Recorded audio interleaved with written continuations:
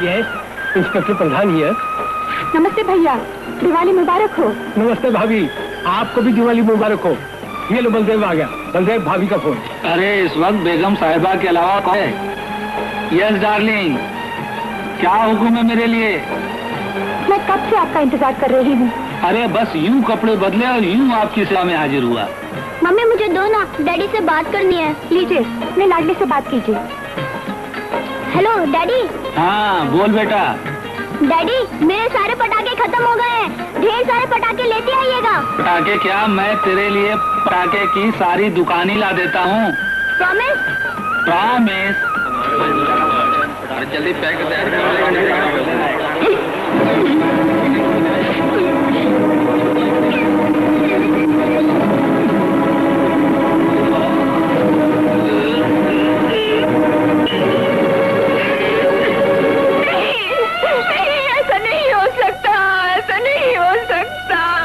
सब्र से काम लो भाभी।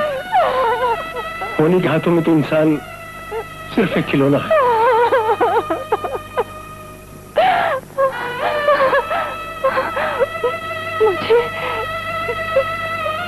मुझे उनके पास ले चलिए।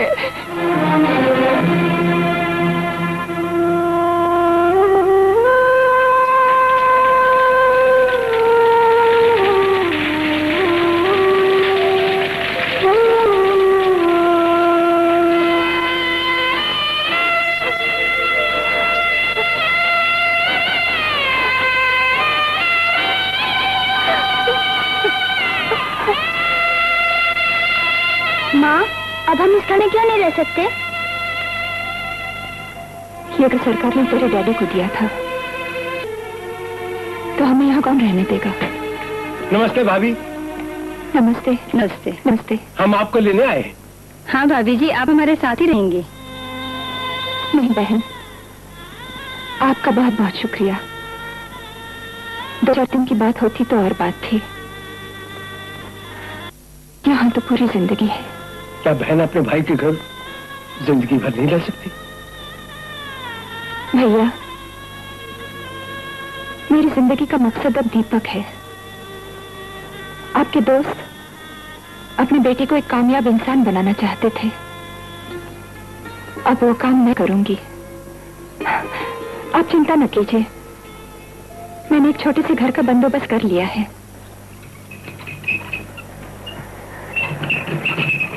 नमस्ते बहन, अच्छे वक्त पर आई हूँ। मैं अभी शिव जी के मंदिर जा रही थी। हर सोमवार को जाती हूँ प्रसाद चढ़ाने, व्रत रखती हूँ ना। पर आजकल व्रत रखने का जमाना ही नहीं रहा। आदमी खाएगा क्या? फल पूछो तो 10 रुपए किलो, दूध 7 रुपए लीटर, वो भी पानी मिला। हाँ, पानी से याद आया, यहाँ सुबह 5 से 7 तक पानी आता है। एक बड़ा सा ड्रम ला के रख लेना। बाकी यहाँ कोई लफड़ा नहीं। रत्ना की बस्ती में सिर्फ रत्ना बोलती है, बाकी सबके मुंह पर ताला।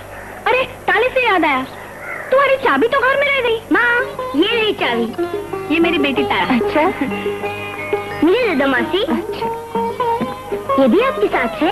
हाँ, ये मेरा बेटा है। मेरा नाम दीपक है। दीपक? फिर तो हम दोनों साथी हैं। कैसे? दीपक कभी जलता है? रात को। हाँ बाबा, हम सब साथी हो गए। चलो चलो दीपक।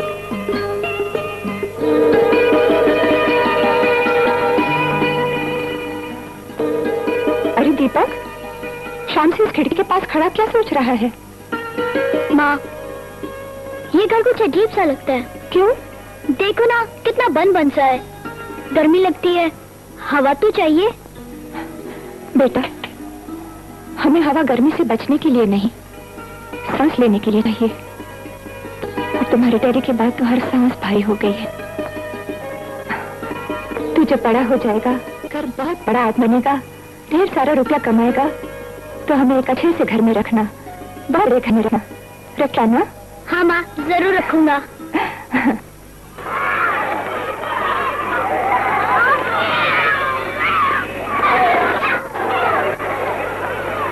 आज शाम को घर आने में मुझे देर हो जाएगी। खाना बनाकर रखा है, भूख लगी तो गर्म करके खा लेना। क्यों माँ, देर क्यों हो जाएगी? बोलो ना माँ, कहाँ जा रही हो? तुम ये जानकर क्या करोगे? कुछ नहीं माँ, ऐसे ही पूछ रहा था। नहीं बेटा, अगर मैं तुम्हें बताना चाहती तो खुद बता देती। जबरदस्ती कभी किसी से कुछ नहीं पूछते। सॉरी माँ, मैं इस बात को हमेशा याद रखूंगा।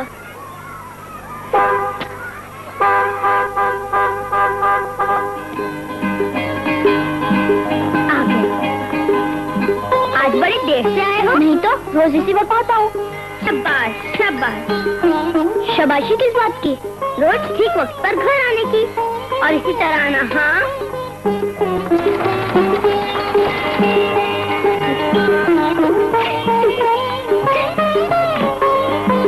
माँ, आज हमारी सारी क्लास चिड़ियाघर देखने गई थी। मैंने भी मौसी को यही कहा। क्या कि तुम चिड़ियाघर से आए हो? तो इसमें हंसने की क्या बात है? मौसी पूछो इसकी पूछ का है।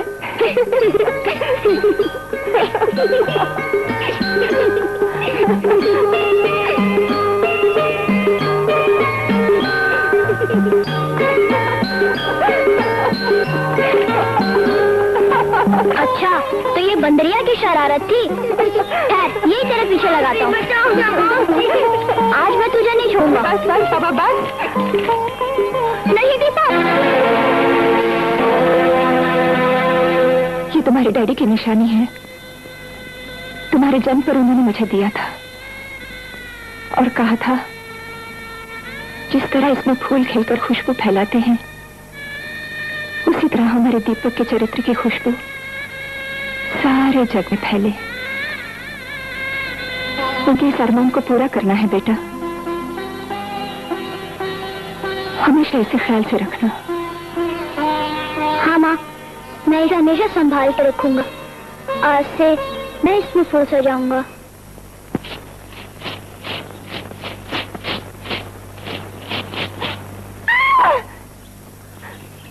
दीपक, ओ दीपक, जल्दी आओ। क्या हुआ मौसी? कॉकरोच। ना मौसी, मैं मार देती हूँ। नहीं नहीं, मारो मत। अरे तू खड़ा हंस रहा है, चल पकड़ इसे बाहर कर दे। पर इसकी मूंछ पकड़ लो। मैं मुट्ठी खोल रहा हूँ। 1 नहीं 2 3। अरे कहाँ गया? तारा की नाक में घुस गया।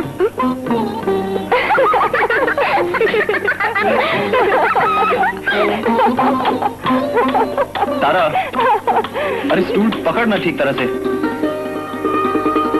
जल्दी करना।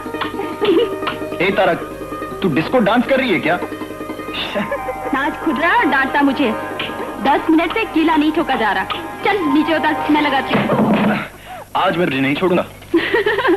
ठहर ठहर, अरे छोड़ेगा तो तब जब मुझे पकड़ेगा। अच्छा। अरे प्रधान भाई साहब। नमस्ते भाभी।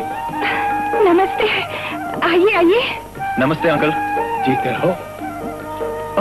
दीपक, तुम्हारी पढ़ाई कैसी चल रही बेटा? इसी साल बीए पास किया है। Oh, you have become a big boy now. ये रही डिग्री। अरे वाह, वेरी गुड। भाई साहब मैं चाय बना लाती हूँ। नहीं भाभी, चाहे फिर कभी सही। अब तो मेरा ट्रांसफर इसी शहर में हो गया। अच्छा? हाँ भाभी, मेरी तरक्की हो गई है। मैं टीएसपी बन गया हूँ। ओह, बहुत बहुत बधाई हो। Thank you. बैठिए ना। हाँ बेटा, अब क्या इरादा है? आगे पढ़ोगे? नहीं अंकल, बहुत बोझ बन चुका हूँ माँ पर। अब बेटा काम करेगा और माँ आराम। Very good. अंकल, आप मुझे अपने डिपार्टमेंट में ले सकते हैं? क्यों नहीं, लेकिन शायद भाभी तुम्हें पुलिस में भर्ती नहीं होने देगी। भाई साहब, मैंने दीपक को कभी किसी बात के लिए ना नहीं की। ये जो भी करना चाहे, जो भी बनना चाहे, इसकी मर्जी पर है। मुझे तो बहुत खुशी होगी अगर ये पुलिस अफसर बने। अपने डैडी के लिए तो ये इसकी सबसे बड़ी श्रद्धांजलि होगी।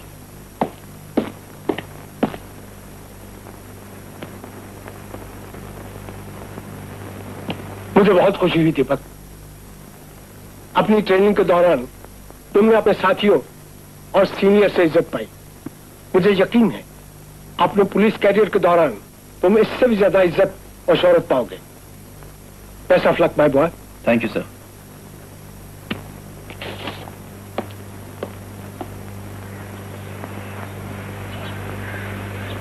माँ,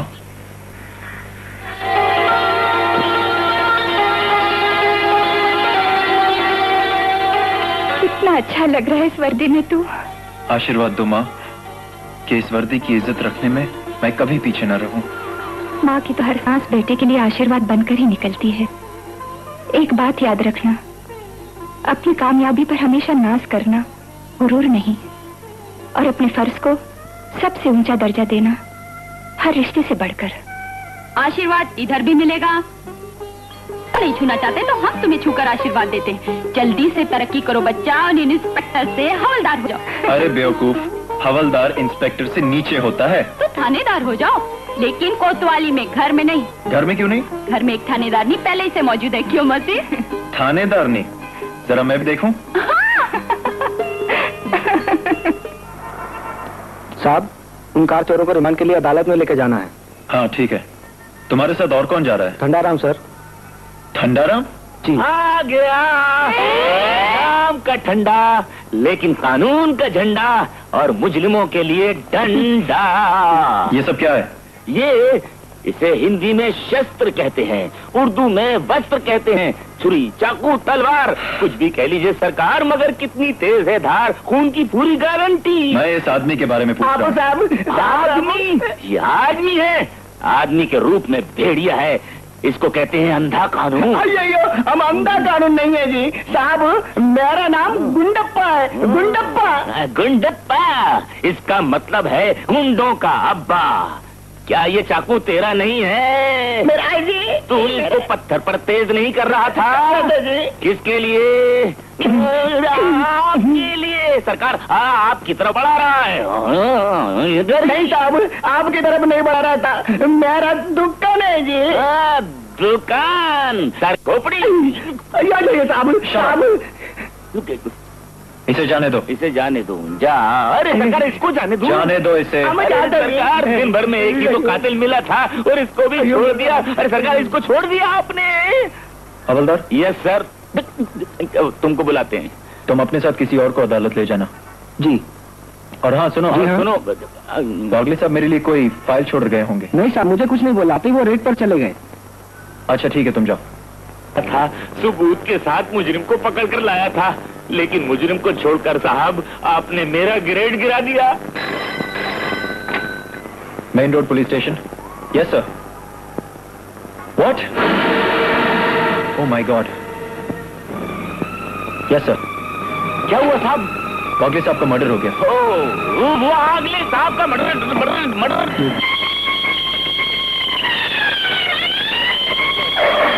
भाई साहब क्या हुआ? अरे भाई मेरे को नहीं मालूम, क्या बोला?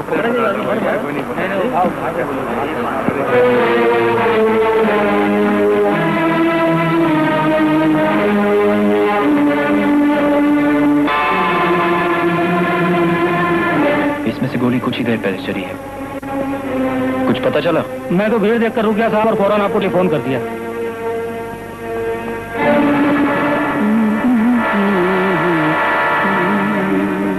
इंस्पेक्टर साहब पर गोली किसने चलाई? साहब मैं कुछ नहीं जानता। तुम्हारे सामने सब कुछ हुआ और तुम कुछ नहीं जानते? साहब मैं अगर कुछ कहूँ तो नहीं, मैं किसी से दुश्मनी मोल नहीं ले सकता। और तुम पुलिस से दुश्मनी ले सकते हो जो अपनी जान पर खेल जाती है? ये मत भूलो कि एक दिन तुम्हें भी पुलिस की जरूरत पड़ सकती है, और उस दिन अगर पुलिस ने कह दिया कि हम किसी से दुश्मनी नहीं ले सकते तो? एक काली एम्बेसडर कार से गोलियां चली और वो लोग वहां में भाग गए, लेकिन इंस्पेक्टर साहब ने भी गिरते गिरते कार पर गोली चलाई, लेकिन वो गोली टायर की बजाय नंबर प्लेट पर लग गई। Number plate? हरामजादे, मैंने तुमसे कहा था ना कि नंबर प्लेट बदल देना। अब जाओ उसे ढूंढ कर लाओ। अगर वो नंबर प्लेट पुलिस के हाथ लग गई तो मैं तो फांसी पर चढ़ूंगा ही, रावत सिंह तुम्हें जिंदा नहीं छोड़ेगा।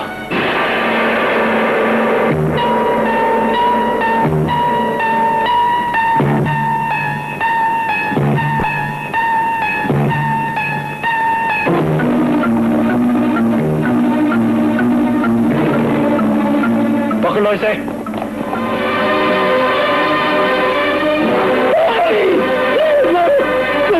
बताता हूँ, नंबर प्लेट लाने के लिए मुझे जग्गू ने कहा था। झूठ! गोली तुमने चलाई थी? गोली नहीं चलाई थी, गोली जग्गू ने मारी थी। कौन जग्गू? कहाँ रहता है? नहीं मालूम, मुझे उसके क्लब में मिलने के लिए। कौन सा क्लब? कौन सा क्लब? चिलमन 83।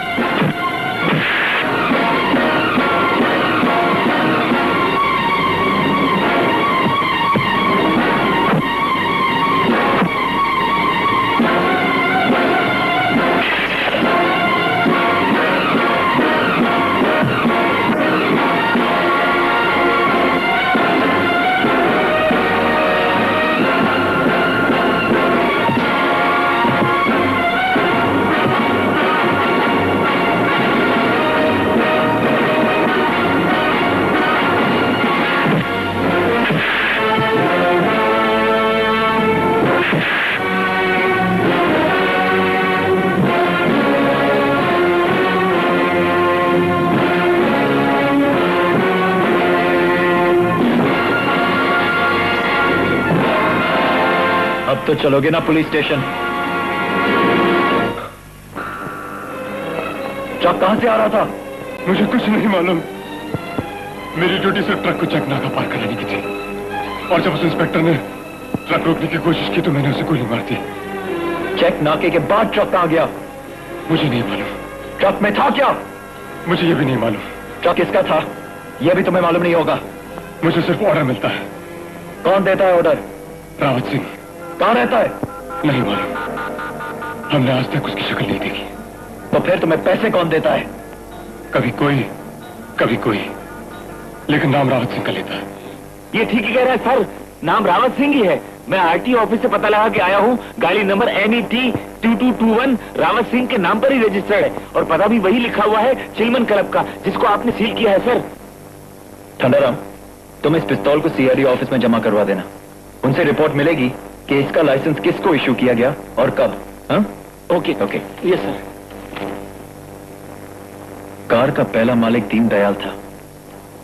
जी हाँ, मैं ही दीनदयाल। कहिए, मैं आपकी क्या खिदमत कर सकता हूँ?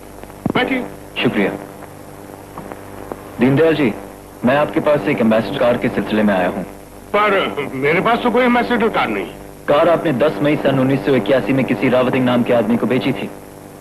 रावत सिंह?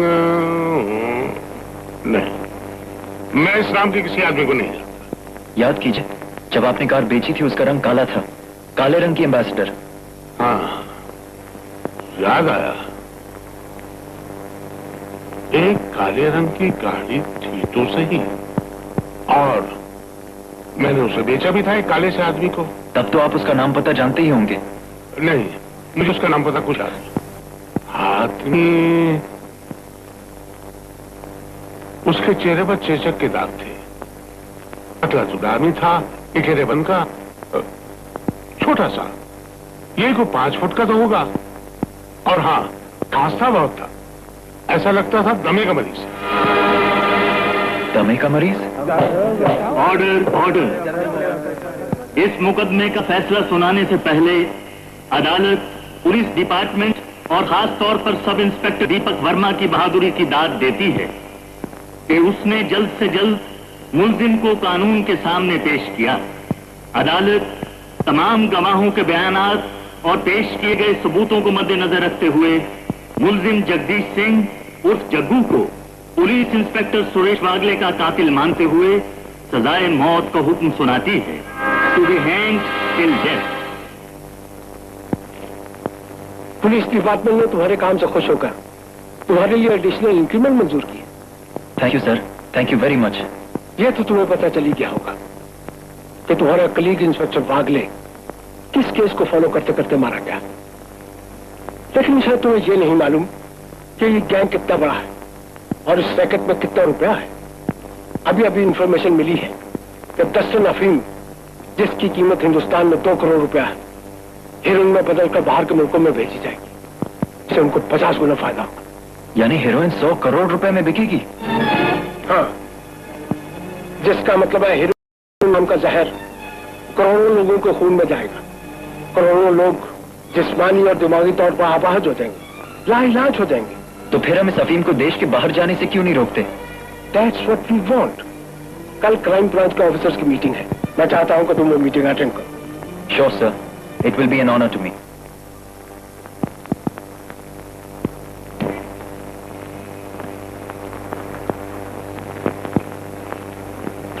अरे तुम आ गए? माँ मेरी तरक्की हो गई। सच? हाँ माँ। भगवान तुम्हें और तरक्की दे। माँ ये तेरे लिए। झुमके? अरे पगले, इन्हें पहने क्या मैं अच्छी लगूंगी? माँ तुम्हें मेरी कसम, मैंने हमेशा तुम्हें अपने जेवर बेचते हुए देखा है, आज पहनते हुए देखना चाहता हूँ, मेरी खुशी के लिए। आगे से अपनी कसम कभी मत देना। थैंक यू मामा, मैं कपड़े बदल कर आता हूँ, तुम जल्दी से गर्मा गर्म चाय बना देना।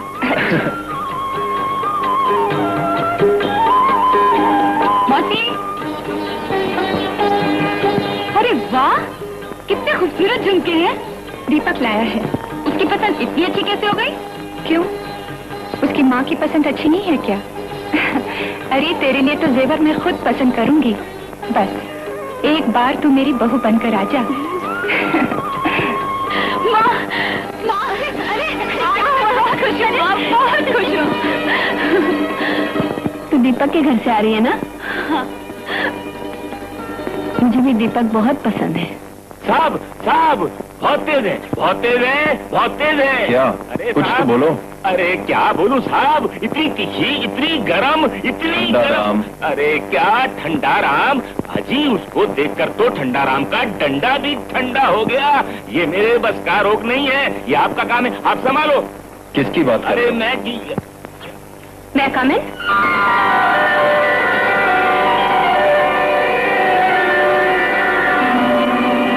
इंस्पेक्टर साहब, आपका ये आदमी मेरी रिपोर्ट लिखने को तैयार नहीं। क्यों? यूं कि सर इनकी रिपोर्ट नहीं है बल्कि शैतान की आंत है, इतनी लंबी है। क्या लंबी है? मैंने से कहा था आज दिन चोरियां होती है, लोगों की जेब काट ली जाती है, बच्चे गुम हो जाते हैं, कारें गुम हो जाती है। क्यों? देखिए पूरी रोड इंस्पेक्टरी है। बताइए सर, दुनिया भर की फिक्रें हैं इनको। आपकी अपनी शिकायत क्या है? अपनी क्या है? माफ कीजिएगा, अपनी बताइए। सर इनकी बहुत प्यारी सी चीज गुम हो गई है। अच्छा अच्छा बैठिए। बैठिए, बैठे वो कह रहे हैं, ये कह रहे हैं मैं हवलदार हूँ, ये इंस्पेक्टर हैं। क्या गुम हो गया आपका? मेरा स्वामी। मुझे क्या देख रहे हैं?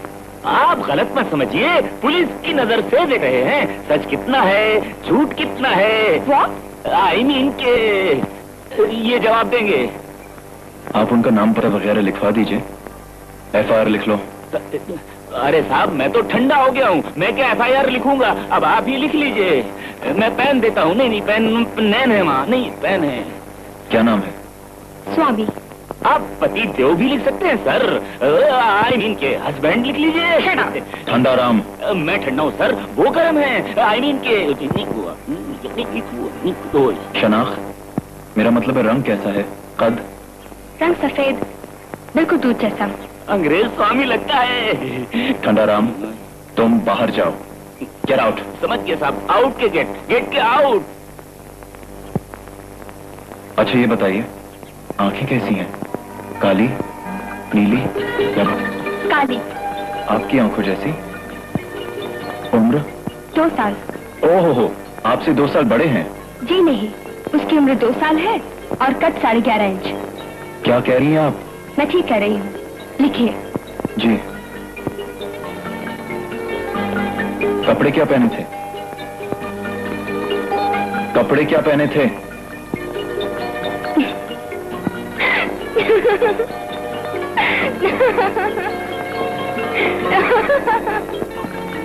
क्यों हंस क्यों रही हैं आप?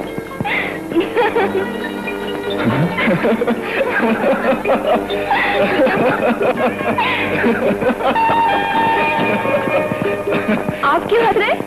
आपको देखकर। आप जब हंसती हैं ना, बहुत खूबसूरत लगती हैं।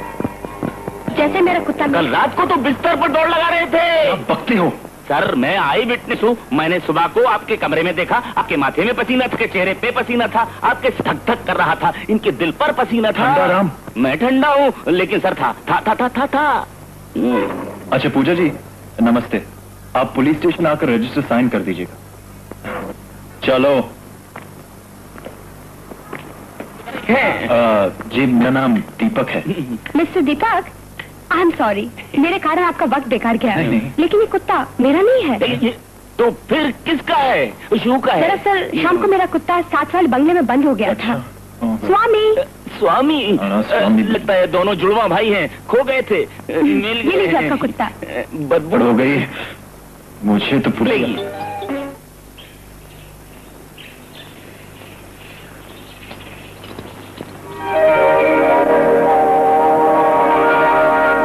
अरे तारा, नजर न लगे, कितनी खूबसूरत लग रही है साड़ी में। दीपक देखेगा तो देखता ही रह जाएगा। क्या देखता रहूंगा माँ? खुद ही देख लेना। बोल ना माँ, कौन है? अरे भाई, अपनी तारा है ये। तारा? ओहो माँ, ये तारा तो बिल्कुल चांद बन गई। हाँ ए तारा, क्या बात है? कोई तुझे देखने आ रहा है क्या? माँ, सोचता हूँ शादी कर लूं। सच? हाँ माँ, एक लड़की है, बिल्कुल चांद का टुकड़ा। तुझे पसंद है? बहुत, लेकिन शादी के लिए हाँ ही नहीं करती। तू पूछेगा तभी तो हाँ बोलेगी। कल ही पूछ लेता हूँ। Hello, main road police station. मैं रीगल सिनेमा के पास से बोल रही हूँ। Regal cinema? कौन सी पिक्चर चल रही है? मैं आ रहा हूँ। किसी ने मेरी सोने की चेन निकाल ली है। सोने की चेन निकाली है? कहाँ से निकाली है? गले से। और कहाँ से? गले से और कहाँ से, मगर निकाल तो ली है। इसका फोन है ठंडाराम। सर, कोई चेन के लिए बेचैन है। हेलो। वहाँ दीपक साहब नहीं है क्या? जी हाँ, मैं दीपक बोल रहा हूँ। कौन बोल रही हैं आप? दीपक, मैं पूजा। यहाँ रीगल में शो खत्म होते ही किसी ने मेरी सोने की चेन निकाली। मैंने उस आदमी को पकड़ा भी, लेकिन वो मुझे चाकू मारने की धमकी देकर भाग गया। तुम उसे पहचान? हाँ जी। कोलाबा चेन स्नैचर्स गैंग की लिस्ट देना। लिस्ट की क्या जरूरत है साहब? कुट्टी दादा परसों ही जेल से बाहर आया है। ये उसके गैंग का पहला बैंग है। कौन कुट्टी दादा? कुट्टी दादा, उसने अच्छे अच्छों की छुट्टी कर दी है साहब। बहुत ही भयंकर आदमी है। उसके यहाँ पुलिस, मेरा मतलब है कि शरीफ आदमी जाते हुए कांपता है साहब। किस गली में रहता है? 4 वाली गली है साहब। मगर आप 4 वाली गली।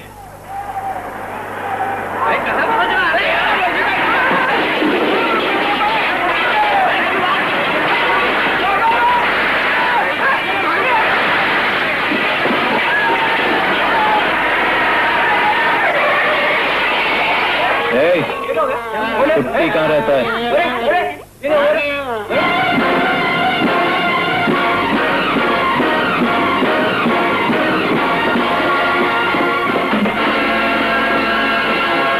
कहाँ? तो सजा तेरे जुर्मों की सदा?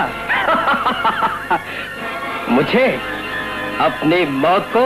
वो चेन कहाँ है जो तुम्हारे आदमियों ने रीगल सिनेमा के पास से उड़ाई है? ओ, वो चेन?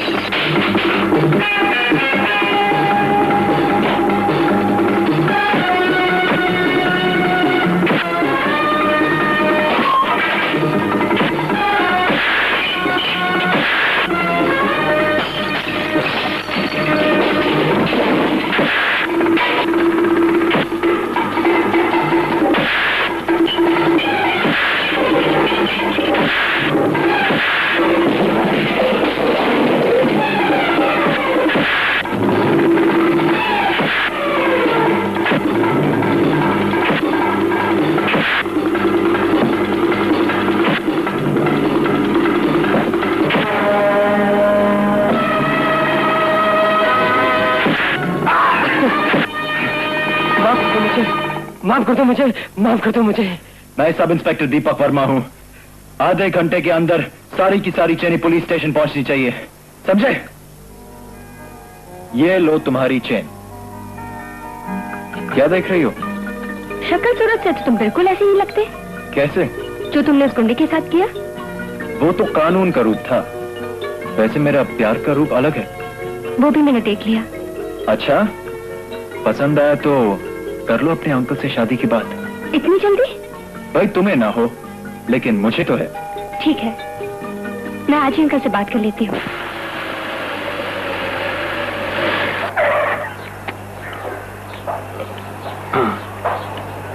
दीपक साहब यहीं रहते हैं? हाँ, यहीं रहते हैं। मौसी, कोई आपसे मिले हैं। आइए, अंदर आइए। ओहो सेठ जी, आप आइए आइए, प्लीज कम। माँ, ये है सेठ दीनदयाल जी, शहर के बहुत बड़े बिजनेसमैन। नमस्ते। और ये पूजा। नमस्ते। वो मैंने कहा था ना।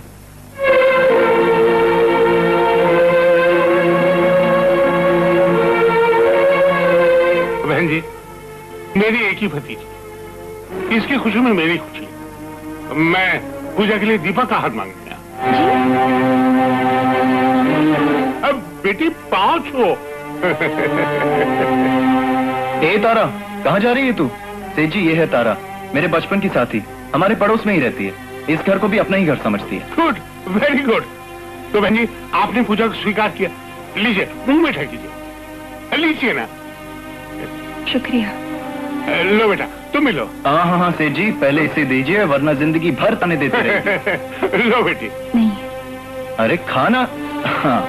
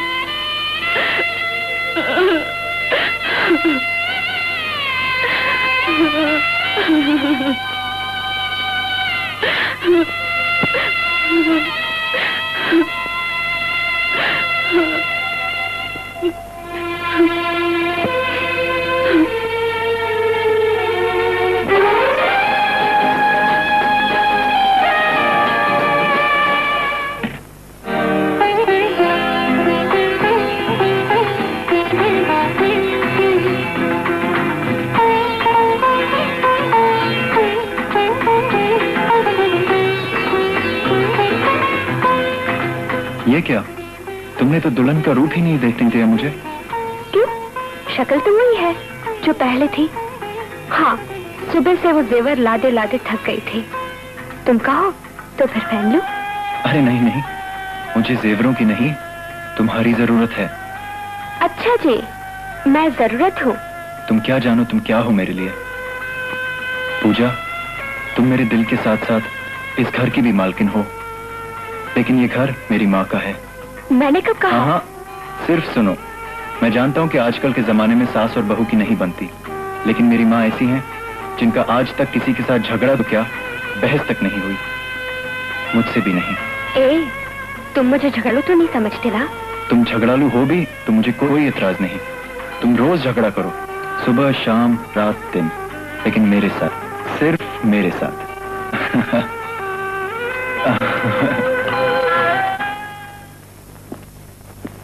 माँ, शाम की चाय अंकल के साथ पीकर हम वहीं से घूमने जाएंगे। अच्छा।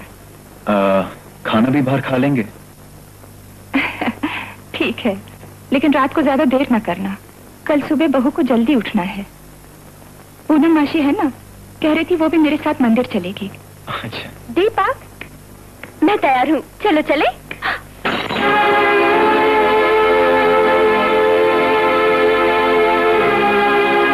नहीं दीपक, ये तुम्हारे डैडी की निशानी है।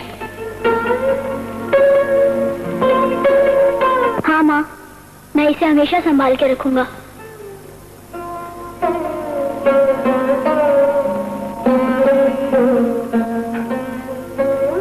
कहीं लगी तो नहीं? नहीं माँ जी, आई एम सॉरी, मैं उठा देती हूँ। नहीं, रहने दे, तुम लोग जाओ, मैं उठा देती हूँ।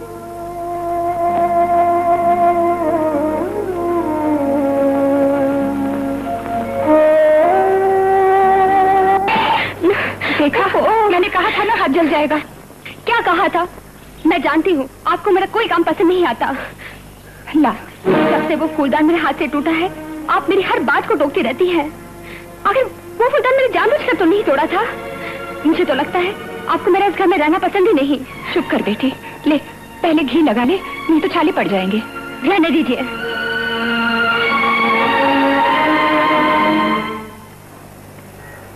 अरे मौसी, तुम क्यों उठा के ला रहे हो?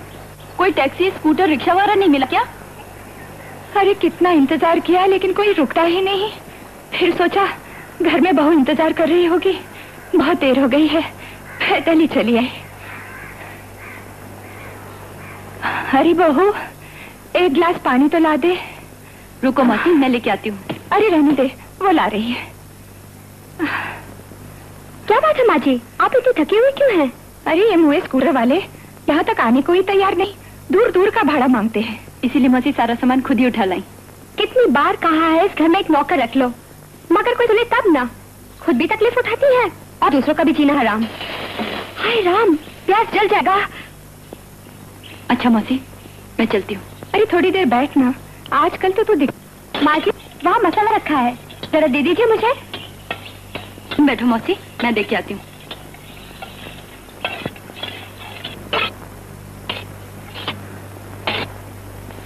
ये लहसुन भी सब्जी में डालूगी? हाँ। क्यों नहीं डालना चाहिए क्या? नहीं, मैंने तो इसलिए कहा क्योंकि दीपक लहसुन नहीं खाता ना। वो क्या खाते क्या नहीं खाते मुझे तुमसे ज्यादा पता है। मैं उनकी पत्नी हूँ। मुझे अपने घर में किसी की नोक झोंक बिल्कुल पसंद नहीं। अरे पर इसने कोई बुरी बात तो नहीं कही? इससे जो भी बात करनी है अपने घर में जाकर करें, मेरे मुंह लगने की कोई जरूरत नहीं। और सच पूछिए तो मुझे इसका यहाँ आना बिल्कुल पसंद नहीं। पर बहू, ये तो बचपन से यहाँ आ रही। माँ जी, मैं जानती हूँ आप दीपक की शादी इससे करना चाहती थी, लेकिन अब जब मैं घर की बहू हूँ, मुझे उसका दीपक के साथ बात करना भी। खैर, आपको तो मेरी बात बुरी लगेगी ना। तारा, क्या हुआ? माँ, तारा रो रही थी। मुझे नहीं मालूम, अपनी बीवी से पूछो।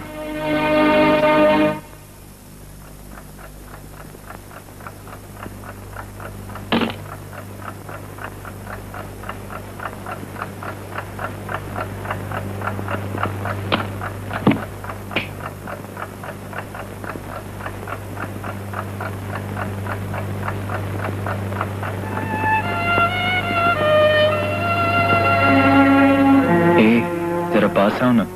पास ही तो हूँ। झगड़ा करने के लिए और भी पास आना पड़ता है। प्लीज, मेरा मूड नहीं है। अच्छा बाबा, कुछ बात तो करो। क्या बात करूं? और बात करने से फायदा भी क्या, जब तुम कुछ सुनना ही नहीं चाहते। मेरे साथ इस घर में जो बर्ताव हो रहा है सिर्फ मैं जानती हूँ। पर क्यों होता है, ये कभी सोचा है तुमने? मैं सोचूं? तुम्हारी माँ ना सोचे, जो हर बात पे मुझे टोकती रहती है। पूजा, जिस तरह तुम्हें माँ की कई बातें बुरी लगती हैं, हो सकता है उन्हें भी तुम्हारी कई बातें बुरी लगती हों। तुम दोनों अगर आमने सामने बैठकर बातें करो तो ये बहुत मामूली बात है, हल अपने आप ही निकलाएगा। तुम अपनी पत्नी के लिए कुछ नहीं करोगे? मैं माँ के लिए भी कुछ नहीं करूंगा। तुम दोनों के झगड़े में मेरा जज बनना मुनासिब नहीं। तो क्यों बोलते हो? कुछ बात करो, मैं दोनों जैसे मर रही हूँ।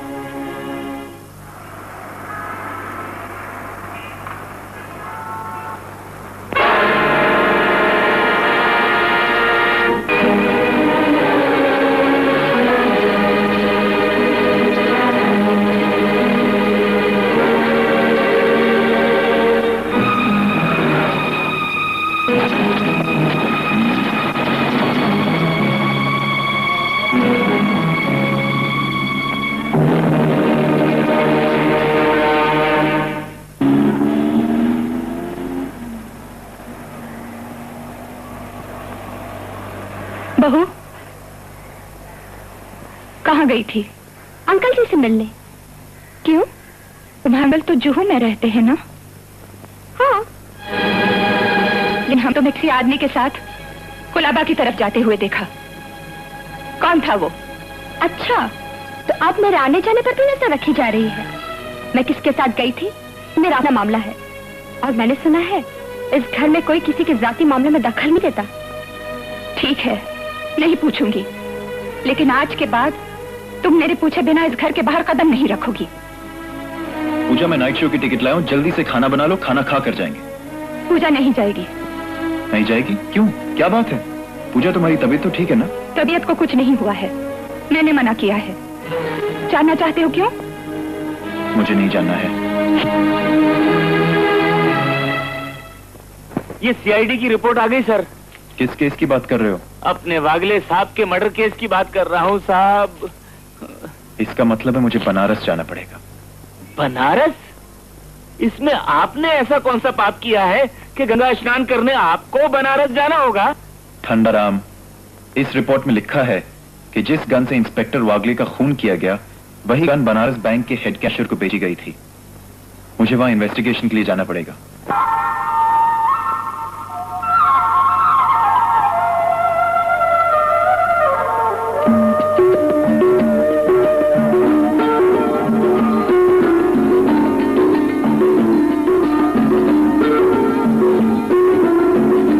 नमस्ते, मैं गोपाल श्रीवास्तव हूँ, इस बैंक का हेड कैशियर। श्रीवास्तव जी, 3 साल पहले आपने चौक थाने में अपनी रिवॉल्वर की चोरी की रिपोर्ट लिखवाई थी। जी हाँ। वो रिवॉल्वर आपको मिल गई? जी नहीं। तो फिर आजकल आप रिवॉल्वर की जगह क्या इस्तेमाल करते हैं? ठंडाराम, नहीं। रिपोर्ट में आपने लिखवाया था कि चोरी आपके नौकर रावत सिंह ने की थी। जी हाँ। उसका हुलिया कैसा था? भारी भरकम शरीर और उस पर रीछ जैसे बाल। आपके पास कितने साल से नौकर था? जी यही कोई 3 साल से। पहले बड़ा शरीफ था, मगर साहब बाद में उसे जुए की लत पड़ गई। आपको कैसे पता चला कि वो जुआ खेलता था? एक बार उसने मेरे दूसरे नौकर की घड़ी 1 दिन के लिए उधार ली और जाकर मारवाड़ी के पास गिरवी रख दी, और साहब वो सारे पैसे जुए में हार गया। हाँ, आप मुझे उस मारवाड़ी का पता बता सकते हैं? हाँ, क्यों नहीं। लंका रोड पर सिर्फ एक ही तो मारवाड़ी की दुकान है। मारो धंधो तो ऐसे ही डूबे इंस्पेक्टर साहब। 4 साल पहले 100 रुपया लिया था, मूल और ब्याज मिलाकर 500 से भी ऊपर ठग गए। मिला क्या? ये घड़ी देखो, ये चांदी के पायल कितने के होंगे, और ये कोट मने तो लागे है कि हमारे कफन के काम आवे है। ठीक कह रहे हैं आप। मेरा मतलब ये है कि बनारस जैसी जगह में आप जैसा रस निकालने वाला और कोट लपेट के बेबस हो जाए तो बनारस क्या ही बात करे है?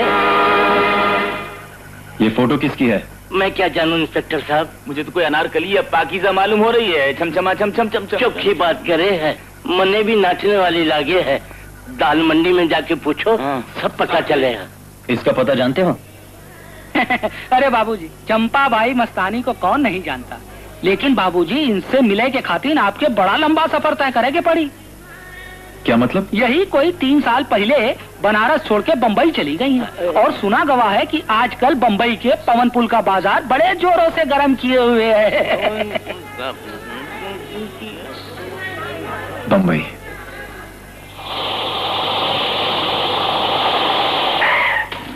जानते हो? अरे बाबूजी, चंपा बाई मस्तानी को कौन नहीं जानता, लेकिन बाबूजी इनसे मिले के खातिर आपके बड़ा लंबा सफर तय करे के पड़ी। क्या मतलब? यही कोई 3 साल पहले बनारस छोड़ के बम्बई चली गई हैं, और सुना गवा है कि आजकल बम्बई के पवन पुल का बाजार बड़े जोरों से गर्म किए हुए है। बम्बई?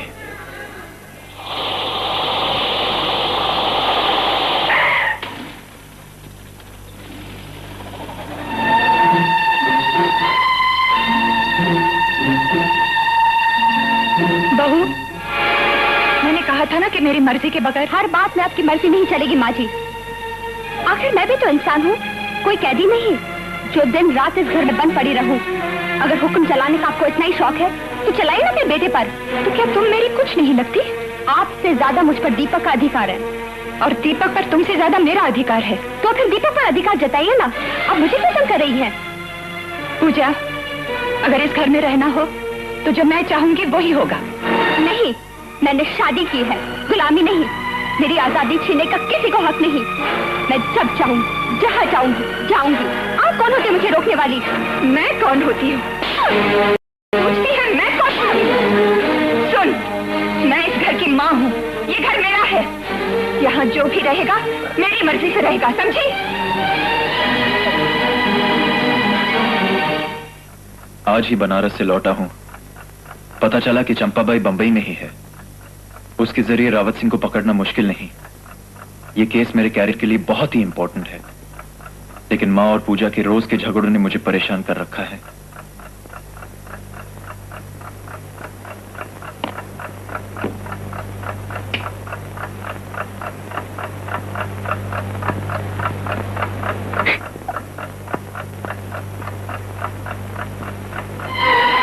मुझे क्या सारी जिंदगी इसी तरह इस घर में मार खा खा कर गुजारनी होगी? मैं तो खुद ही हैरान हूं, जिस माँ ने इतने सालों में मुझे डांटा तक नहीं, उसका तुम तमाचा मारना क्यों? क्या वजह हो सकती है? तुम अपने आप से ही पूछो। मेरे साथ जो नाइंसाफी हो रही है उसकी वजह सिर्फ एक है कि मैं तुमसे शादी करके तुम्हारी माँ के घर में रहने आई। पूजा, तुम मुझे मजबूर करोगी तो मैं तुम्हारे लिए अलग घर ले लूंगा, लेकिन मुझसे ये उम्मीद कभी मत रखना कि मैं माँ को कुछ बोलूंगा। उनकी गलती हो तो भी नहीं? नहीं, मेरी माँ कभी गलत नहीं हो सकती। ठीक है, तो फिर मैं भी उस दिन का इंतजार करूंगी कि जिस दिन तुम खुद अपने मुंह से कहोगे कि गलती तुम्हारी माँ की है।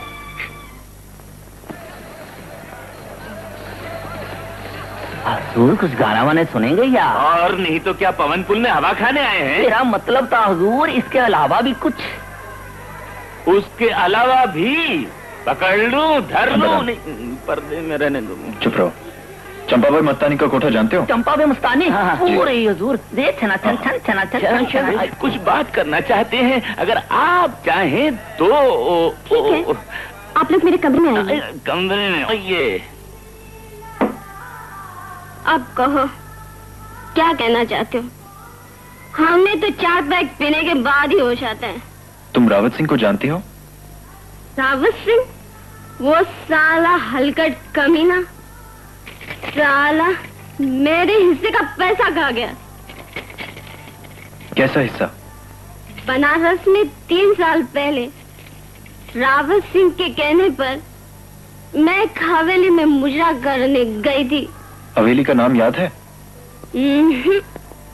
पर कोई राय साहब थे जो पीकर बेहोश हो गए। रावत सिंह ने उनके मुंह पर तकिया रखकर उनकी सांस रोक दी। फिर क्या हुआ? फिर उसी रात हम लोग राय साहब की तिजोरी से सारा माल निकालकर बम्बई भाग गए। बम्बई? तुम उसका पता जानती हो? हाँ। चंपा भाई, बाहर से बच के आए। तोड़ दो, तोड़ दो।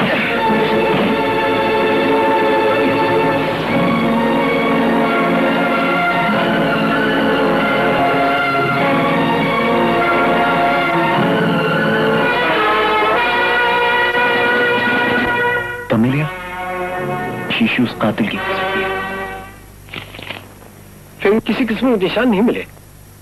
इसका मतलब यह हुआ कि खूनी ने भागने से पहले बड़ी सफाई से अपने हाथों के सब निशान मिटा दिए, न मेन डोर पर न बेडरूम डोर पर, यहां तक कि इस पर भी कोई निशान नहीं।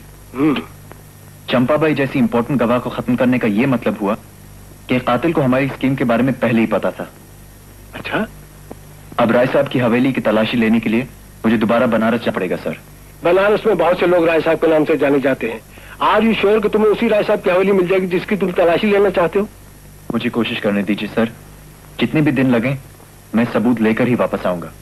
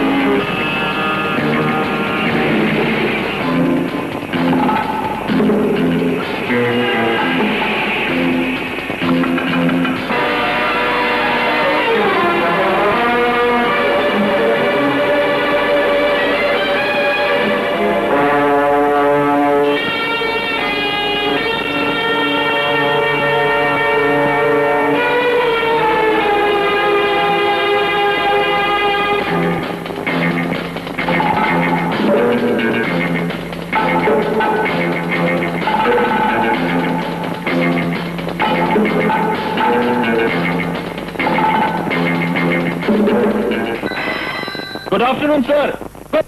सर, चंपाबाई जिस हवेली में मुजरा करने गई थी उसके मालिक का पता चल गया है। कौन है वो? उसका नाम दीनदयाल था सर, लेकिन इंक्वायरी से पता चला है कि वो अचानक 3 साल पहले कहीं गायब हो गया। क्या कह रहे हो? जी हाँ सर, वो अब बनारस में नहीं है। मेरे लिए फर्दर ऑर्डर्स क्या है सर?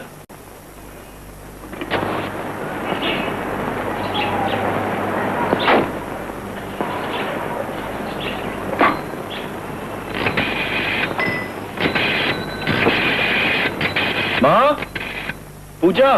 दीपक, अच्छा हुआ तुम आ गए। वो लोग पूजा को न जाने कहाँ ले गए हैं। कौन लोग? पुलिस वाले। कल रात प्रधान भाई साहब का फोन आया था। किस लिए? उन्हें डर था कि कोई हमारे घर पे हमला करने वाला है। पूजा और मेरी जान को खतरा है। जब तक तुम बाहर हो, उन्होंने सोचा कि हम दोनों उनके यहाँ के ठहरे। फिर क्या हुआ? फिर कल रात उन्होंने हमारे लिए जीप भेजी। हम दोनों जा रहे थे तो किसी सिपाही ने मेरे सर पे मारा और मैं बेहोश हो गई। सिपाही ने तुम्हारे सर पे मारा? हाँ, अभी कुछ देर पहले मुझे होश आया तो देखा मैं अपने घर में हूँ। तब से प्रधान भाई साहब को फोन करने की कोशिश कर रही हूँ, लेकिन लगता ही नहीं। लग गया। हेलो, मैं इंस्पेक्टर दीपक बोल रहा हूँ। प्रधान साहब है? नहीं, वो 3 दिन से कोल्हापुर गए हुए हैं। क्या कह रहे हो? कल उन्होंने मेरे घर फोन किया था, ड्राइवर और जीप भेजी थी। नहीं साहब, डीसीपी साहब का ड्राइवर उनके साथ गया हुआ है। आई सी, thank you.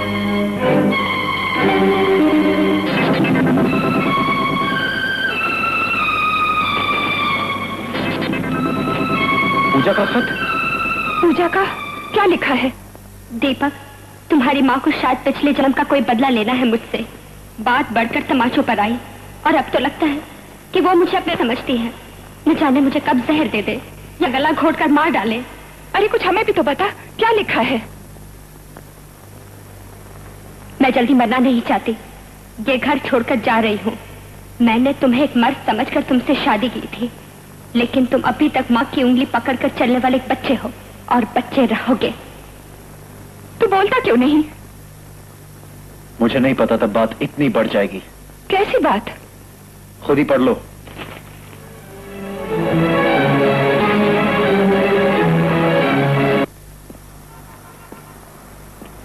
Sir, control room से भी खबर नहीं आई। ना ही कहीं कोई एक्सीडेंट हुआ है, ना ही कहीं से कोई लाश मिलने की खबर आई है। लेकिन सर, तलाश जारी है।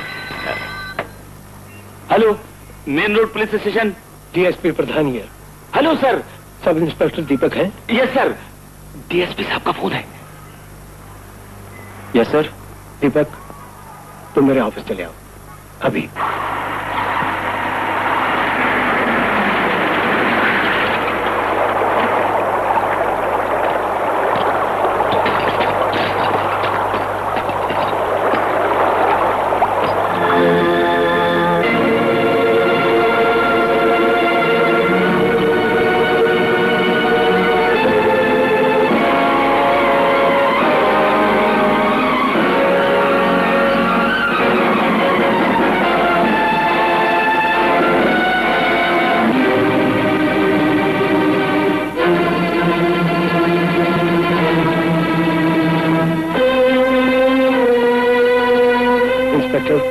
लाश को पोस्टमार्टम के लिए भेज।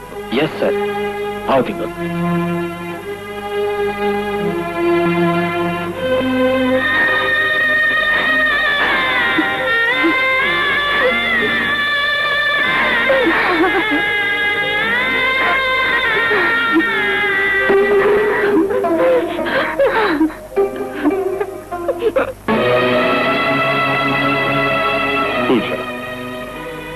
मेरे भाई साहब की आखिरी निशानी थी, हमारे खानदान की आखिरी कड़ी। उसे भी तुम्हारी माँ ने। मेरी माँ ने? अक्सर मुझसे कहा करती, तुम्हारी माँ ने उसका जीना हराम कर दिया। दिन रात के ताने, मारपीट। एक दिन तो मुझसे कहने लगी, ऐसे जीने से तो मर जाना अच्छा है, मैं खुदकुशी कर लूं। और वही हुआ। आखिर तुम्हारी माँ ने उसकी जान ले ली। नहीं, ऐसा कभी नहीं हो सकता। ये लीजिए postmortem report. Thank you doctor. मौत कैसी हुई? बॉडी को पानी में फेंकने से पहले उसका गला दबा दिया गया था और उसी मुट्ठी में कुछ बाल और स्किन थी, जिससे ये पता चलता है कि मरने वाले ने अपने बचाव के लिए कातिल से हाथापाई भी की थी। लेबोरेटरी में एग्जामिन करके ये कंफर्म किया गया है कि वो बाल मरने वाले के अपने बाल नहीं थे।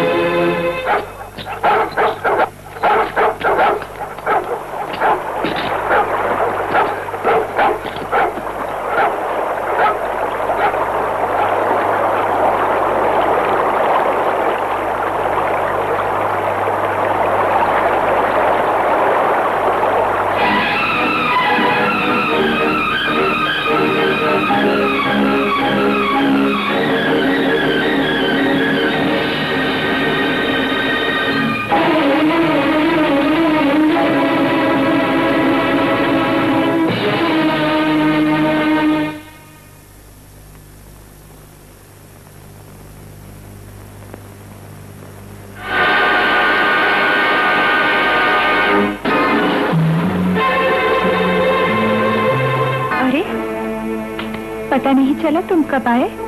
अभी आया माँ। जरा वो अपने कान के झुमके देना, मेरे दोस्त को एक ज्वेलर को दिखाने सैंपल के लिए। अभी लाती हूँ।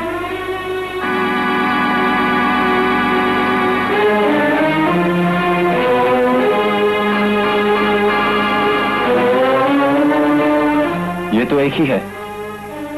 सैंपल के लिए एक काफी है। नहीं माँ, ऑर्डर देने से पहले दोस्त की बीवी दोनों पहनकर देखना चाहेगी। वैसे दूसरा देने में हर्ज क्या है? दरअसल कुछ दिन पहले दूसरा कहीं गिर गया। अगर तुम्हें मालूम था तो मुझसे छिपाने की क्या जरूरत थी? तू इतने प्यार से लाया था, मैंने सोचा तुझे पता चलेगा कि एक गुम हो गया तो तुझे बहुत दुख होगा। दुख तो बहुत हुआ, लेकिन कोई बात नहीं, दूसरा बनवा दूंगा।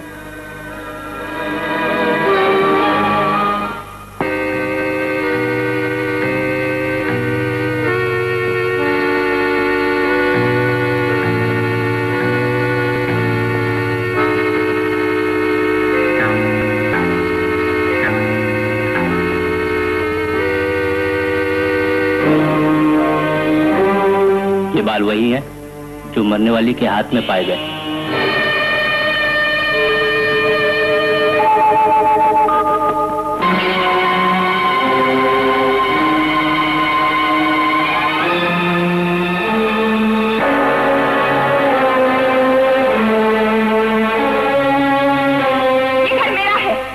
यहाँ जो भी रहेगा मेरी मर्जी से रहेगा। न जाने कब मुझे जहर दे दे या गला घोटकर मार डाले। आखिर तुम्हारी माँ ने उसकी दलील?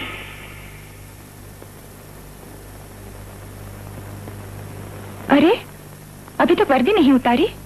मैं इस वक्त ड्यूटी पे हूँ श्रीमती सुमित्रा देवी। क्या कहा? ये कैसी ड्यूटी है जिसने तुझे माँ बेटे का रिश्ता भुला दिया? कानून सिर्फ एक रिश्ता जानता है, जुर्म का रिश्ता। और श्रीमती सुमित्रा देवी, मैं तुम्हें मिसेस पूजा के कत्ल के जुर्म में गिरफ्तार करने आया हूँ। पूजा का खून मैंने किया?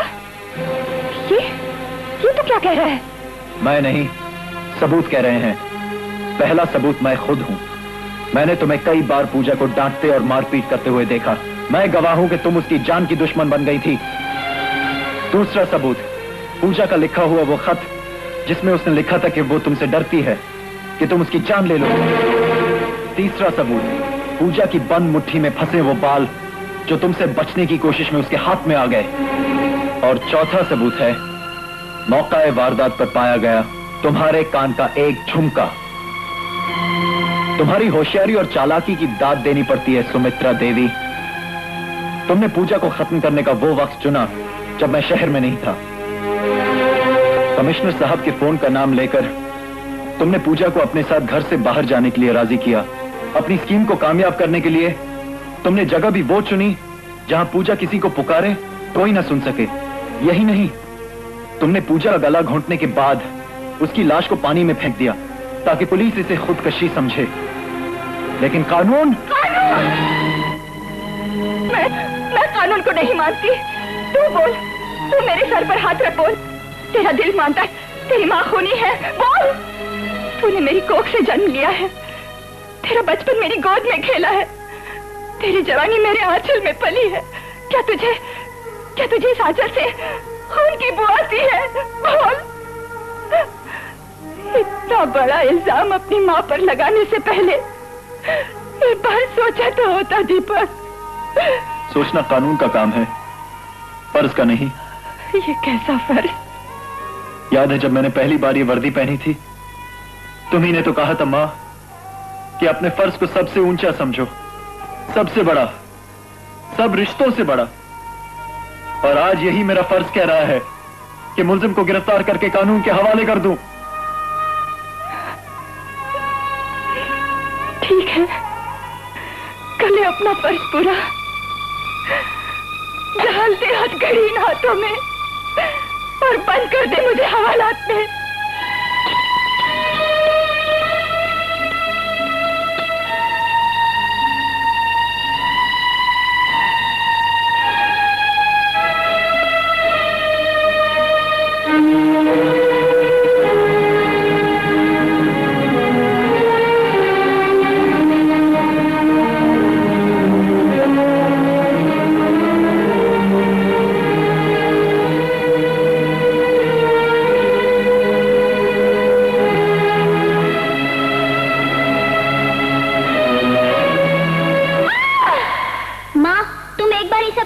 पकड़ लो, तुम्हारा डर हमेशा के लिए निकल जाएगा। नहीं, इसे बाहर कर दो। लाओ हाथ लाओ। नहीं, लाओ हाथ लाओ, नहीं तो तुम्हारे ऊपर ही फेंक दूंगा। खबरदार जो मेरे ऊपर फेंकोगे। चल इसे बाहर कर दे। मैं मुट्ठी खोल रहा हूँ। 1 नहीं 2 3। अरे कहाँ गया? तारा की नाक में घुस गया।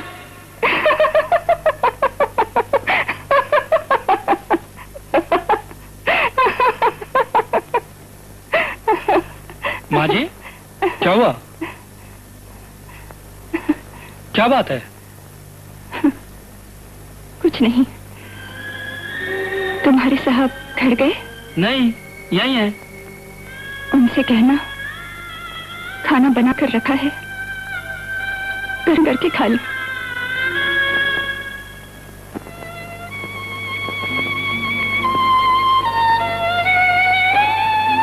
तू यहाँ छुपा बैठा है?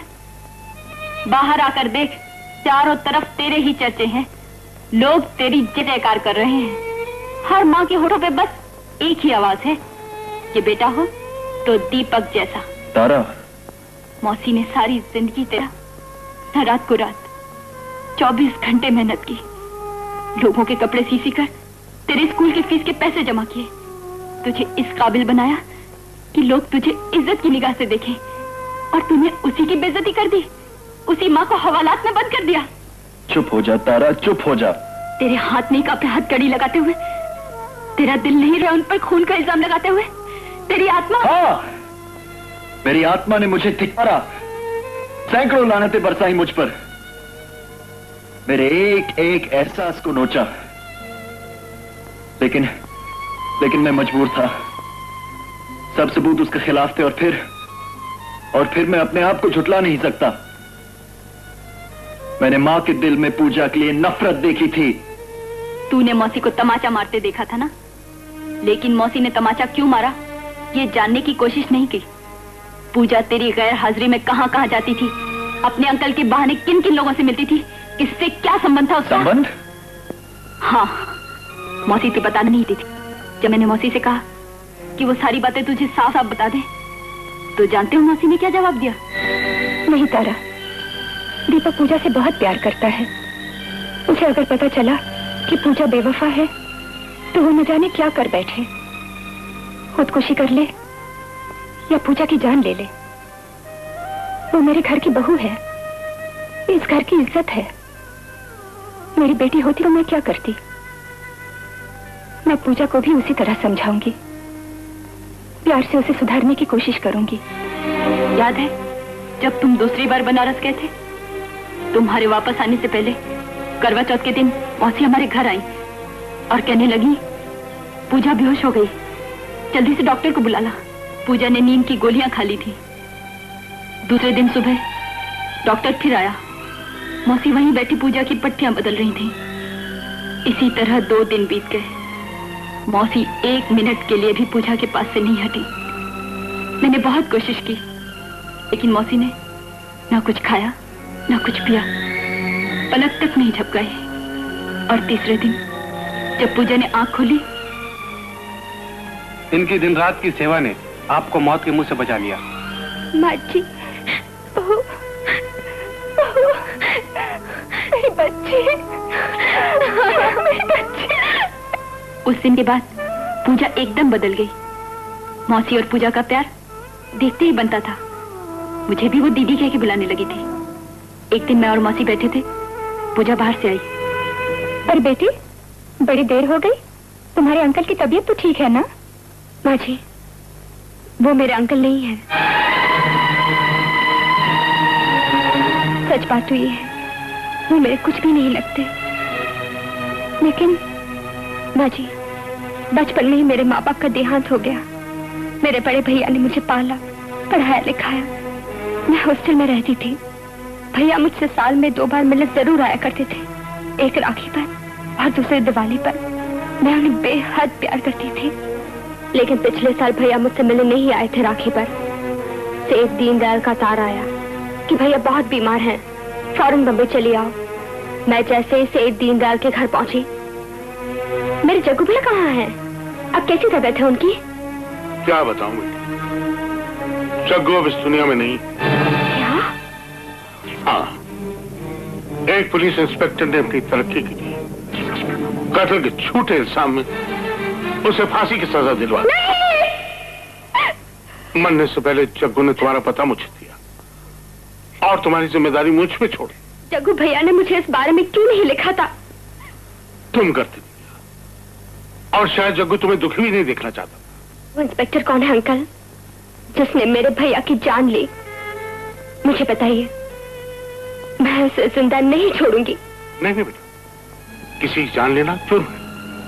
क्या तुम्हें अपने भाई की तरह फांसी चढ़ जाना चाहते? नहीं, मैं तुम्हें ये नहीं करने दूंगा। लेकिन उस इंस्पेक्टर को अपने किए की सजा जरूर मिलनी चाहिए। कैसे? उसने तुमसे तुम्हारी सबसे प्यारी चीज छीनी, तुम भी उससे उसकी सबसे प्यारी चीज छीन लो। कौन सी चीज? उसकी माँ। माँ? हाँ, वो अपनी माँ को भगवान से भी ज्यादा मानता है। उसे उसकी माँ से अलग कर दो। कैसे? उस इंस्पेक्टर को अपने प्यार के जाल में फंसाकर उससे शादी कर लो। आगे क्या करना है मैं बताऊंगा। दीनदयाल के कहने पर ही मैंने दीपक से प्यार किया, उससे शादी की और बेटे को माँ से अलग करने के लिए मैं इस घर में आई। शादी के दूसरे दिन ही मैंने अपना काम शुरू कर दिया। वो फूलदान जिसके बारे में दीपक मुझे बता चुका था कि वो आपको कितना अजीज है, मैंने उसे जानबूझकर तोड़ दिया। दीनदयाल के कहने पर मैं रोज रात को दीपक की डायरी पढ़ती और उसके आदमियों को खबर कर देती थी। चंपाबाई का खून मेरे खबर देने पर ही हुआ था। मेरी आंख तो तब खुली जब मुझे पता चला कि कई रातें जागकर आपने मेरी सेवा की और मुझे मौत के मुंह से बचा लिया। तब मेरे दिल से एक आवाज आई कि मेरी सास के रूप में आप मेरी अपनी माँ हैं। एक रात मुझे दीपक की पुरानी डायरी मिली, जिसे मेरे साथ पता चला मेरा भाई एक स्मगलर था खुद। आज सुबह मुझे दीनदयाल का फोन आया, मैं उससे मिलने गई थी। उसने मुझसे पूछा, बेटे दीपक कहाँ गया? मुझे नहीं मालूम। अब मैं उस घर की कोई बात नहीं बताऊंगी। मुझे सारी असलियत का पता चल चुका है। मेरे भैया एक मुजरिम थे, इसलिए उन्हें सजा हुई। दीपक बिल्कुल बेकसूर है। अच्छा, शायद तुम ठीक कहती हो, लेकिन बेटी दीपक जो तुझे लाके देती वो मेरे लिए नहीं थी, रावत सिंह के लिए। रावत सिंह? हाँ, वही जिसने तुमसे खबरें मंगाने के लिए मुझे मजबूर कर दिया। मैं जानता हूं जब मुझे पता लगेगा वो मुझे नहीं, तुम लोगों को भी चैन से नहीं लगेगा। तुम चाहो तो दीपक के लौटने तक अपनी सास को लेकर यहाँ आ जाओ। अच्छा, मैं माँ जी से सलाह करके आपको फोन कर दूंगी। ठीक है, जाओ, भगवान तुम्हें सुखी। माँ जी, मैंने जो भी किया है उसके लिए क्षमा की भी हकदार नहीं। उन गुनाहों का पश्चाताप शायद मुझे अपनी जान देकर ही करना होगा। नहीं बहू, तुझे गुमराह किया गया था। तू अगर हकीकत जानती तो ये सब कभी न करती। मैं दीपक को भी सब कुछ बताकर उसे नहीं पूछा। ये गलती कभी न करना। एक मर्द सब कुछ भूल सकता है, हर गुनाह माफ कर सकता है, लेकिन औरत की बेवफाई कभी माफ नहीं कर सकता। और फिर पुलिस की खबर तुमने दीनदयाल को देकर जो अपराध किया है उसे दीपक कभी माफ नहीं करेगा। ये बात हम तीनों के बीच ही रहनी चाहिए।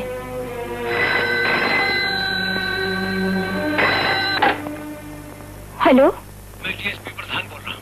प्रधान भाई साहब, अभी सीआईडी की रिपोर्ट के मुताबिक आपकी और आपकी बहू की जान खतरे में है। हमारी जान खतरे में है? आप घबराइए नहीं, मैंने सब बंदोबस्त कर दिया है। जब तक दीपक बाहर से नहीं आ जाता आप दोनों मेरे घर पर रहिएगा। लेकिन मैंने अपना ड्राइवर भेजा है, वो पहुंचता ही होगा और आप उसके साथ आ जाइए।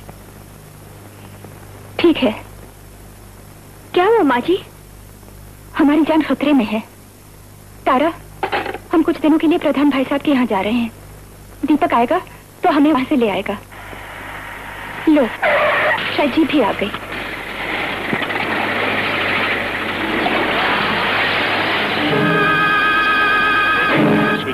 हेलो, मैं पुलिस हेडक्वार्टर से बोल रहा हूँ। Police headquarters? मेरे लिए होगा, थैंक यू। मैं दीपक बोल रहा हूँ। दीपक, तुम्हें सुनकर खुशी होगी, हमारी स्कीम के मुताबिक काम शुरू कर दिया गया। तो सर 200 किलो हेरोइन जो स्मगल की जा रही है उसे हम बंबई के बाहर जाने से पहले ही अपने कब्जे में ले लेंगे। क्या शहर से बाहर जाने वाले तमाम रास्तों पर पुलिस तैनात कर दी गई है? तब तो रावत सिंह बच नहीं पाएगा सर। क्या मेरी मां को जमानत पर छोड़ दिया गया? Thank you sir, thank you very much. Good bye sir. अच्छा दीनदयाल जी, मैं चलता हूं।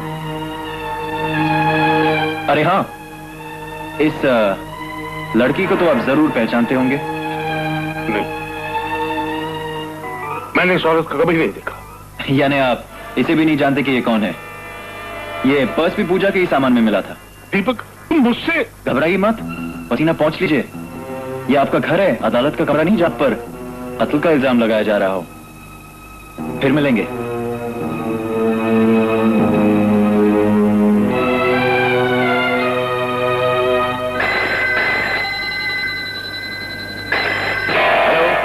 दीनदयाल, मैं रावत सिंह बोल रहा हूँ। प्लान बी कैंसिल है, अब प्लान के इस्तेमाल होगा, समझ गए?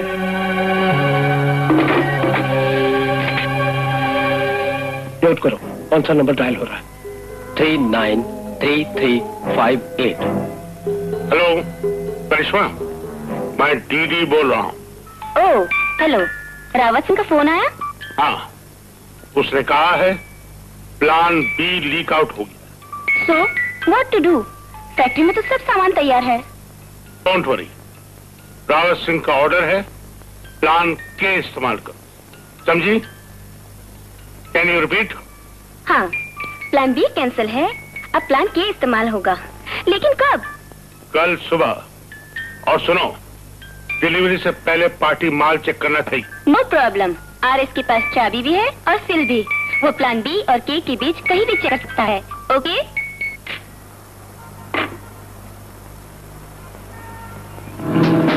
नहीं, मैं कुछ नहीं जानती। मैं इस रिवॉल्वर की गोली और अपना वक्त जाया नहीं करना चाहता। बताओ प्लान के क्या है? कौन सा प्लान के? जो पहले प्लान बी था और आज ही रावत सिंह के ऑर्डर से प्लान के में बदल दिया गया।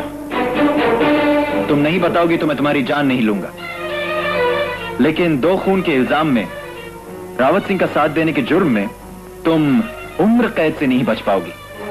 तुम जानती हो जेल में क्या होगा? तुम्हारे ये नर्म नर्म हाथ पत्थर की चक्की पीसते पीसते पत्थर हो जाएंगे। जिस कमर को लचकाकर तुम अपने ग्राहकों को खुश करती हो, काम करते करते कमान की तरह झुक जाएगी और इन खूबसूरत आंखों की जगह तो छोटे छोटे अंकुएं बनाएंगे। तुम कहने को तो जिंदा रहोगी, लेकिन तुम्हारा ये खूबसूरत जिस्म शमशान में पड़ी अज्जली लाश की तरह सुलगेगा और सुलगता रहेगा। तुम चीखना चाहोगी लेकिन चीख नहीं पाओगी, मरना चाहोगी लेकिन मर नहीं पाओगी। नहीं, मुझे बचा लो, मैं जेल नहीं जाना चाहती, मुझे रावत सिंह से बचा लो। तो प्लान के का मतलब है कि बॉम्बे की बजाय अब वो कांडला की बंदरगाह से हेरोइन बाहर भेजेंगे। जी हाँ सर, और हेरोइन फ्रूट जैम के डब्बों की शक्ल में भेजी जाएगी। Fruit jam? जी हाँ, उनकी अपनी फैक्ट्री है सर, करिश्मा फूड प्रोडक्ट्स।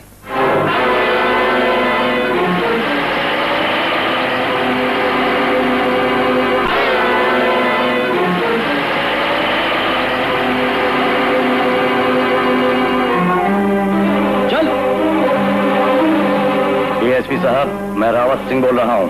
रावत? कोई फायदा नहीं, मैं पब्लिक बूथ से बोल रहा हूँ। क्या चाहते हो? 2 घंटे के अंदर अंदर बंबई से बाहर निकलने वाले सभी रास्तों पर लगाई गई पुलिस हटा लो, अगर तुम दीपक की माँ को जिंदा देखना चाहते हो। क्या कहा? हाँ, सुमित्रा देवी मेरे कब्जे में है। मैं सिर्फ 2 घंटे इंतजार करूंगा। अगर पुलिस न हटाई गई तो दीपक की माँ की लाश पुलिस हेडक्वार्टर पहुंचा दी जाएगी। Hello hello hello. पहल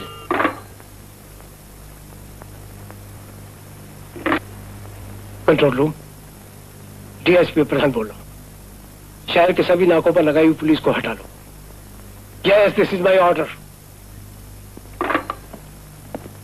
आई एम सॉरी सर। दीपक, एक और बुरी खबर, भाभी रावत सिंह के कब्जे में। माँ? अब बोल, जितना जी चाहे बोल, क्योंकि थोड़ी देर बाद यहां बोलना अपनी मौत को बुलाना। ये है मौत का फरिश्ता। चल, रुक। ये कोई जादू का करिश्मा नहीं, ये है तुम्हारा और तुम्हारे बेटे के दाह संस्कार का एक हसीन तोहफा। इस कार में एक साउंड स्विच लगा हुआ है। आवाज होते ही करंट चालू हो जाता और एक गाड़ी चल पड़ती। लेकिन मैं इस गाड़ी की बात नहीं, इस डायनामाइट में भी ऐसा ही साउंड स्विच लगा हुआ है। मेरे और रावत के इस देश से उड़ते ही पुलिस को तुम्हारे बारे में खबर कर दी जाए। तुम्हें ढूंढता हुआ तुम्हारा बेटा यहां आए, जोर से चिल्लाएगा मां, आवाज होगी, करंट चालू हो जाएगा और डायनामाइट बाप। अगर मेरी जान ही लेनी थी तो पूजा के साथ साथ मुझे भी क्यों नहीं मार डाला?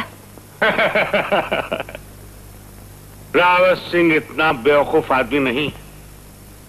उसने पूजा का गला घोट के उसकी लाश को झील में डालने से पहले उसकी मुट्ठी में तुम्हारे बाल बांधे, क्योंकि वो जानता था पूजा एक पुलिस इंस्पेक्टर की बीवी। पोस्टमार्टम की रिपोर्ट के बाद दीपक जरूर सबूत तलाश करता। तुम्हारे कान का झुमका, बाल, पूजा से तुम्हारा झगड़ा, मारपीट, कातिल तुम्हें करा दीजिए। और जब पुलिस को पूजा के कातिल का पता चल जाता, फाइल खुद बंद हो जाती। लेकिन तुम्हारे बेटे की होशियारी ने हमें तुम्हें किडनैप करने पर मजबूर कर दिया। अब जैसी जिसकी किस्मत। अब से ठीक 15 मिनट बाद साउंड स्विच खुद ऑन हो जाए। जैसे कोई आवाज दीप अब हम कर दिया। कितने मां बेटी की जान देती है या चुप रहती? Bye, best of luck.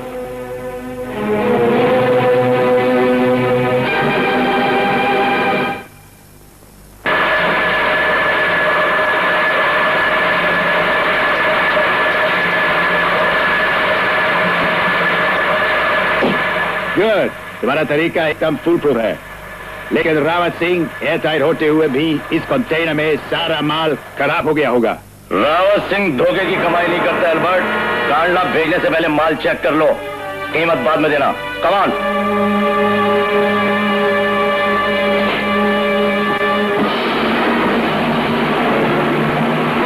Hello Rawat Singh.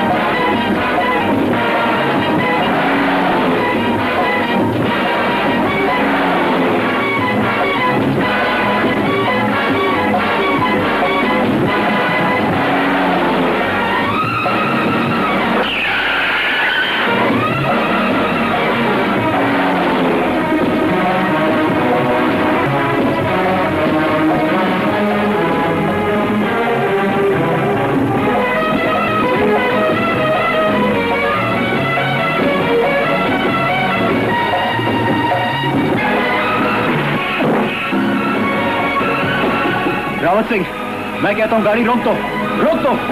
कानून के हाथों बचना बहुत मुश्किल है।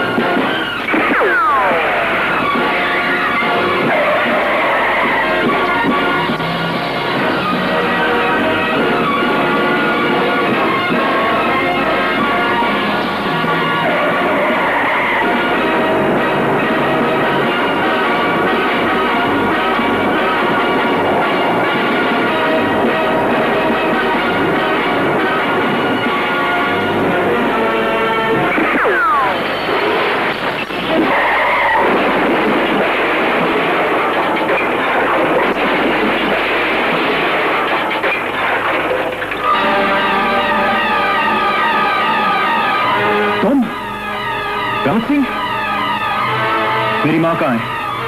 मेरे गोदाम। गोडाउन कहाँ है? काली, काली गुफा के पीछे।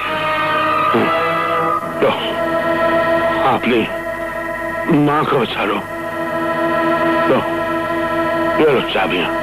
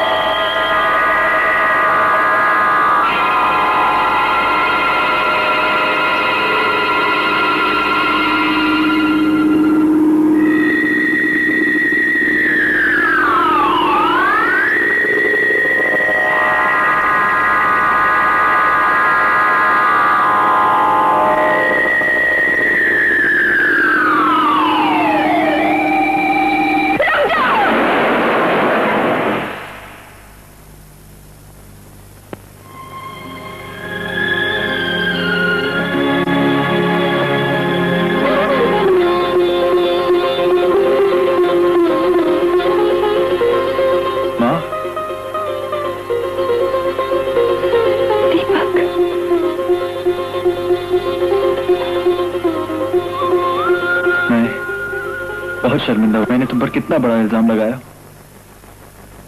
अरे पगले, तूने तो अपना फर्ज पूरा किया और फिर तेरा मेरा बंधन तो इतना अटूट है कि इसे कोई भी इल्जाम नहीं तोड़ सकता। तू मेरा बेटा रहेगा और मैं तेरी माँ। भाभी जी बधाई हो, दीपक की तरक्की होगी। सच? हाँ माँ। जीते रहो। अच्छा सुन, इस तरक्की की पहली तनख्वाह मिलेगी ना तो मेरे लिए। हाँ माँ, तुम जो कहोगी। अरे पूरी बात तो सुन ले, मुझे अपने लिए कुछ नहीं चाहिए। तो जो भी लाओगे तारा के लिए ले आना, मेरी बहू के लिए। ये बंदरिया तुम्हारी बहू? माँ जी मैं भी एक खुशखबरी लाया हूँ। कहाँ? तुम तो खाली आता आए हो। यही तो खुशखबरी है सर, ठंडा राम का डंडा सरकार ने वापस दिया। यानी नौकरी से छुट्टी हो गई? नहीं सर, आपके हाथ पीछे कमरे उसकी छुट्टी हो सकती है, तरक्की हो गई है। उस डंडे की जगह मुझे ये डंडी मिली है।